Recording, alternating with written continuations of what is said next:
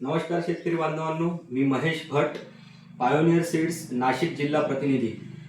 तर शेतकरी बांधवांनो, जसं की आपल्याला माहिती आहे, आज रोजी 5 मे 2026 ही तारीख आलेली आहे आणि 2026चा पावसाळी हंगाम हा अगदी तोंडावर आलेला आहे।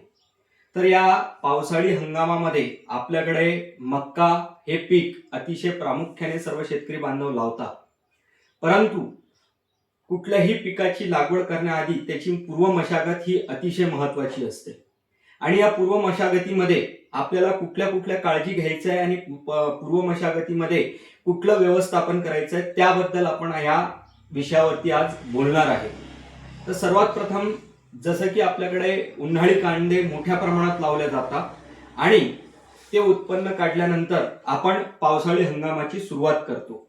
तर या पावसाळी हंगामामध्ये मक्का पिकाची व्यवस्थापन किंवा पेरणी करण्याच्या अगोदर पूर्व मशागतीमध्ये सर्वात प्रथम तर आपल्याला आपल्या शेतामध्ये मागील उन्हाळी पीक काढून आपल्या जमिनीमध्ये किमान दोनदा खोलगट नांगरटी करणं अतिशय गरजेचं आहे।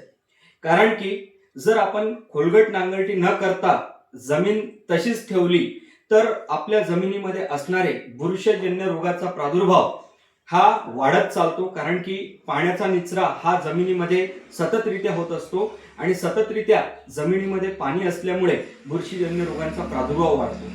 सोबतच आपल्या मागील पिकाचे जर काही अंश त्या जमिनीमध्ये असतील जे कुजलेले असतील आणि ते देखील आपल्या पुढील पिकासाठी धोकादायक ठरू शकतात। म्हणून येणाऱ्या पावसाळी हंगामा अगोदर आपण सर्वात प्रथम 2 खोलगट नांगरट्या कराव्या, जेणेकरून सूर्यप्रकाश किंवा त्याच्या तापमानामुळे आपली जमीन चांगल्यापैकी तापेल आणि आपल्या जमिनीमध्ये असणारे बुरशीजन्य रोगाचा प्रादुर्भाव या तापमानापुढे 100% नायनाट होईल। तर या पद्धतीने आपण जर पूर्व मशागत जर केली तर नक्कीच येणाऱ्या हंगामामध्ये करपा, मर रोग किंवा जमिनी उपळणे हा प्रादुर्भाव कमी होऊ शकतो। त्याचबरोबर पूर्व मशागतीमध्ये बरेच शेतकरी शेणखत किंवा कोंबडी खताचा वापर करतात, परंतु थोडं शेणखत किंवा कोंबडी खत वापरताना आपण सावध राहायला पाहिजे। कारण की शेणखत किंवा कोंबडी खत वापरताना आपण योग्य खत वापरतो आहे का किंवा शेणखत हे कुजलेलं आहे का हे माहिती असणं अतिशय गरजेचं आहे। जर शेणखत कच्चं असेल आणि ते जर आपण जमिनीत टाकू तर त्याचा प्रादुर्भाव हा येणाऱ्या पिकावरती होतो। म्हणून सर्वात प्रथम शेणखत किंवा कोंबडी खत जर आपण वापरत असू तर या खताबरोबर एका ट्रॉलीला आपण 10 किलो ट्रायकोडर्मा पसरवला पाहिजे आणि हे शेणखत किमान 1 महिना किंवा 15 दिवस तसाच ढीग ठेवून 15 दिवसानंतर किंवा 1 महिन्यानी आपण त्या शेणखताचा वापर पसरवण्यासाठी केला पाहिजे। शेणखतामध्ये ट्रायकोडर्मा ही पावडर पसरवल्यामुळे शेणखतात किंवा आपल्या जमिनीमध्ये मित्र बुरशी तयार होण्यासाठी किंवा जे मित्र जीवाणू जमिनीमध्ये पोषक असतात, जे जमिनीला सुपीक बनवतात, असे जीवाणू तयार करण्यासाठी मदत होते। आणि ही ट्रायकोडर्मा पावडर तुम्हाला सगळ्यात अगोदर तर जे करपा, मररोग किंवा जमीन उपळणे ह्या पद्धतीची समस्या येते ती समस्या दूर करण्यासाठी आपल्याला फार मोठी मदत करते।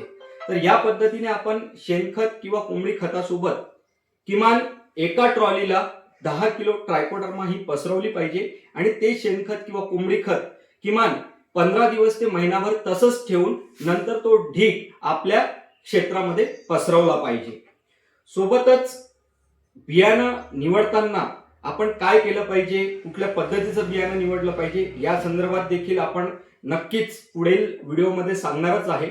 पण अजून पूर्व मशागतीबद्दल तुम्हाला कुठलीही समस्या असल्यास, तुम्हाला कुठल्याही गोष्टीचं माहिती लागत असल्यास तुम्ही मला कधीही कॉल करू शकता।